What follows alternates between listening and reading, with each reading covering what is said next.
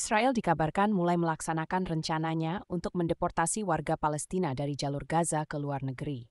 Kelompok pertama yang terdiri dari 100 warga Palestina saat ini tengah bersiap untuk dipindahkan ke Indonesia sebagai bagian dari uji coba program tersebut. Menurut laporan media Israel, deportasi ini disebut sebagai emigrasi sukarela. Namun, berbagai pihak mempertanyakan apakah langkah ini benar-benar atas dasar sukarela atau merupakan upaya pemindahan paksa yang disamarkan. Program percontohan ini akan dijalankan oleh Mayor Jenderal Ghassan Alian, Kepala Kantor Koordinator Kegiatan Pemerintah di Wilayah, sebuah badan yang berafiliasi dengan Kementerian Pertahanan Israel. Coget selama ini bertanggung jawab atas administrasi Israel di wilayah pendudukan, termasuk kontrol terhadap pergerakan warga Palestina di Gaza dan tepi barat. Keputusan Israel untuk mendeportasi warga Gaza ke luar negeri, termasuk ke Indonesia, menimbulkan banyak pertanyaan terkait status hukum dan kemanusiaan para pengungsi ini. Indonesia, yang selama ini dikenal sebagai pendukung perjuangan Palestina, belum memberikan pernyataan resmi terkait apakah mereka bersedia menerima para pengungsi ini atau tidak. Sementara itu, berbagai organisasi hak asasi manusia mengecam tindakan ini sebagai bentuk pembersihan etnis terselubung. Mereka menyoroti bahwa kondisi di Gaza yang semakin memburuk akibat blokade dan serangan militer telah membuat banyak warga Palestina tidak memiliki pilihan lain selain menerima tawaran emigrasi sukarela ini. Selain itu, muncul pertanyaan apakah kelompok Hamas yang selama ini menjadi penguasa di Gaza juga akan ikut masuk ke Indonesia. Hingga saat ini, belum ada indikasi bahwa anggota Hamas termasuk dalam kelompok pengungsi yang akan dikirim ke Indonesia.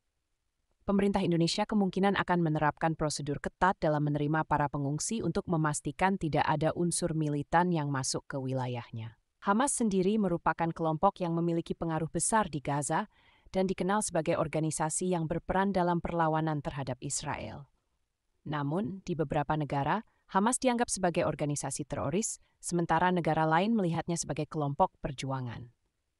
Dalam konteks deportasi warga Gaza, kehadiran Hamas di Indonesia bisa menjadi isu sensitif secara diplomatik, terutama terkait dengan kebijakan luar negeri Indonesia yang mendukung kemerdekaan Palestina.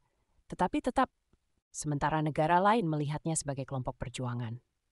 Dalam konteks deportasi warga Gaza, kehadiran Hamas di Indonesia bisa menjadi isu sensitif secara diplomatik, terutama terkait dengan kebijakan luar negeri Indonesia yang mendukung kemerdekaan Palestina, tetapi tetap menjaga hubungan dengan berbagai negara lain. Bagaimana nasib warga Palestina yang akan tiba di Indonesia? Apakah mereka akan mendapatkan kewarganegaraan atau justru menghadapi ketidakpastian status hukum? Pertanyaan ini masih belum terjawab, sementara dunia internasional terus mengawasi perkembangan situasi ini dengan cermat. Jika Hamas benar-benar masuk ke Indonesia, ada potensi ketegangan yang dapat meningkat menjadi konflik internal. Indonesia memiliki beragam kelompok dengan pandangan politik dan ideologi yang berbeda. Kehadiran Hamas dapat memicu ketegangan antara kelompok pro-Palestina dan pihak yang mengkhawatirkan dampak dari masuknya organisasi yang memiliki sejarah konflik bersenjata. Jika ketegangan ini tidak dikelola dengan baik, bukan tidak mungkin dapat memicu konflik berskala lebih besar, bahkan hingga perang saudara.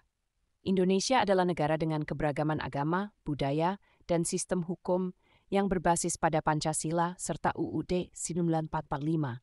Setiap upaya untuk mengubah sistem negara secara paksa dapat menimbulkan perlawanan dari berbagai elemen masyarakat dan pemerintah.